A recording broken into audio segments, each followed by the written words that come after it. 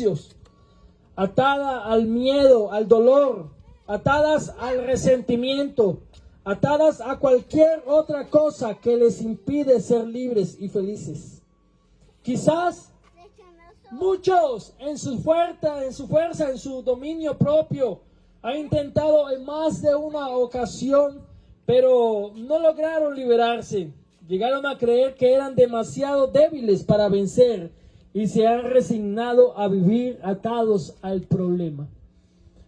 El apóstol Pablo en cierta ocasión habló de personas que tienen los corazones cauterizados, personas que se enseñaron a vivir en un mundo de pecado, en un mundo donde hacen ciertas cosas, ciertos placeres viven, cierta felicidad momentánea, ciertos vicios, ciertas ataduras que hay. Se enseñaron a vivir de esta forma que ya en el momento no sienten si están haciendo el bien o están haciendo el mal, o simplemente no saben lo que hacen.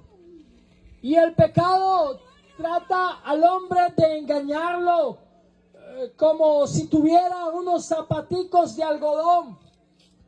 Y muchas veces ignoramos, inclusive la Biblia nos lo dice, las maquinaciones, lo que trama el enemigo.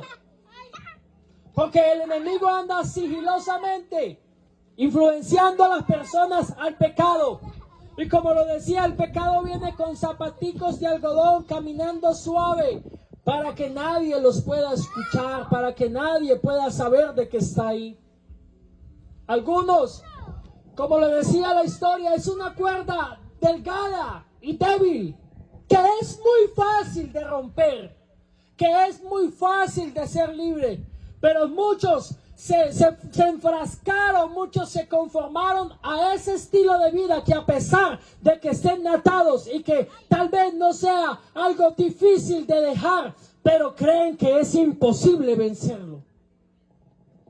Porque el pecado se le mostró al ser humano como una mancha difícil de quitar.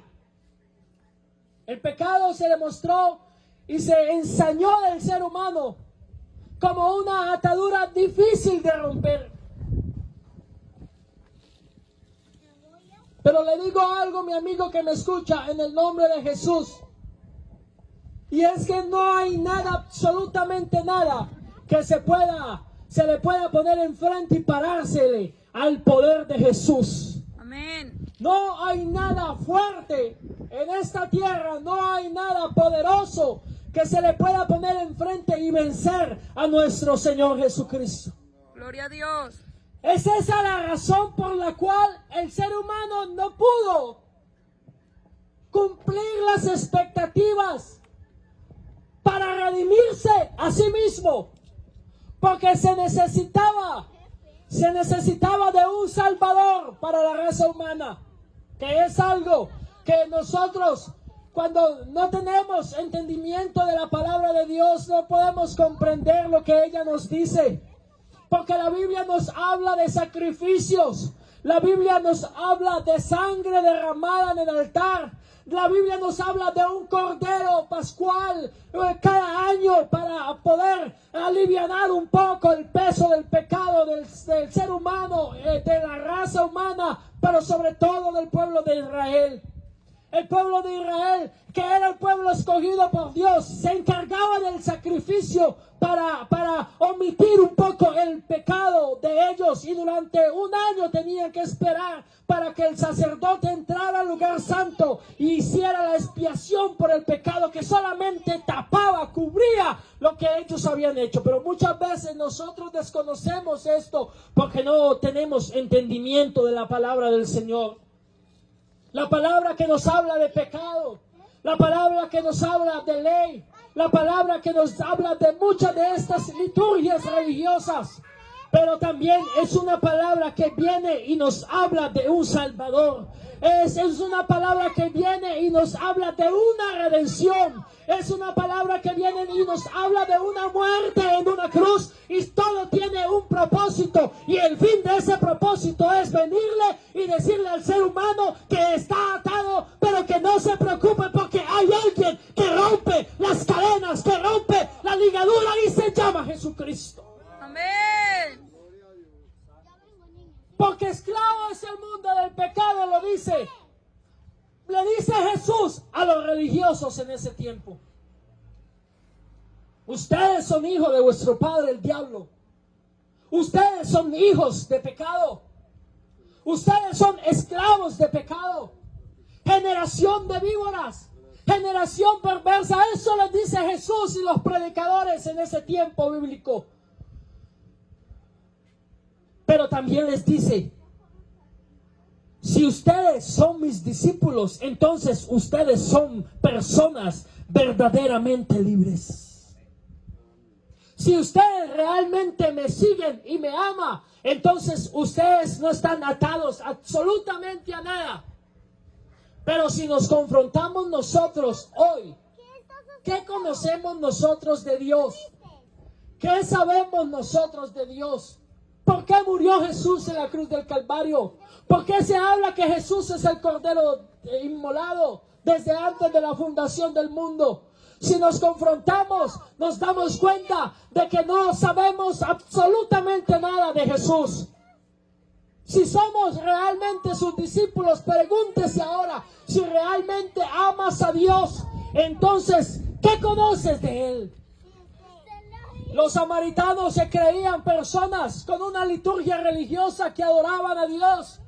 Pero Jesús, el Salvador del mundo, se le apareció a una mujer samaritana, la cual le dijo, ustedes creen que ustedes saben adorar a Dios, que ustedes saben buscar a Dios, que ustedes tienen a Dios en sus altares, pero le digo algo, que va a venir el día en que ustedes puedan conocer al que realmente dicen que adora. Ustedes van a conocer en aquel día que no se va a adorar en este lugar, ni se va a adorar allá en Jerusalén, sino que Dios es espíritu, y los que le adoran son libres, y los que le adoran al Padre, que es espíritu, entonces son unos verdaderos adoradores. Porque a Dios se le adora en espíritu y en verdad. Y créame que hay un espacio muy corto para salir de la vida en la que tú estás viviendo. Porque muchos idolatran la drogadicción. Muchos idolatran el dinero. Muchos idolatran el pecado, el sexo. Muchos idolatran todas estas cosas que vive el ser humano en sus fiestas. Pero está adorando lo que no saben. Le digo por qué. Porque eso que ustedes adoran, eso los va a llevar a la perdición. Eso que ustedes detienen en su corazón, los va a llevar a la condenación. Por eso, si el Padre en esta noche los libertare, entonces usted, aunque esté en la rumba, aunque esté en el gozo de la parranda, aunque esté en el gozo del alcohol, de la drogadicción, si usted que se cree libre, cree en el Señor, le entrega su corazón, entonces usted realmente será libre. Amén. Y podemos estar en la situación mucho de las que se encontraban los elefantes. Que desde pequeños estos elefantes se enseñaron a vivir atados a un pequeño cordón, a un delgado y débil cordón, una cuerda delgada. Y como eran pequeños, no podían salir, no podían liberarse. Y psicológicamente se enseñaron a pobrecitos, vamos a estar aquí atados, vamos a estar aquí esclavizados, no podemos ser libres. Y cuando crecieron con esa mentalidad de ser esclavos. Y así hay muchos hoy día, esclavizados con una mentalidad, esclavizados con un estilo de vida que los lleva de mal en peor. Que sale de un problema para meterse en otro problema. Por aquí en este lugar, tal vez ahí haya una persona que se encuentre con una enfermedad terminal. El otro día que estaba pensando venir aquí, el Señor me mostraba una persona enferma en este lugar con una enfermedad terminal que nadie la conocía. Y por eso en esta noche yo traigo a colación eso.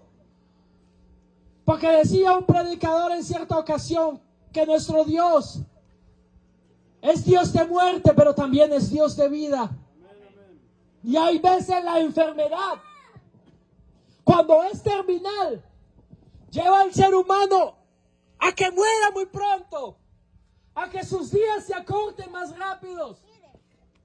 Pero lo que no sabe es que el Dios, el Jesús que nosotros predicamos, viene y te desata esa cuerda delgada de tu mentalidad y te viene y te dice: yo soy la resurrección y la vida.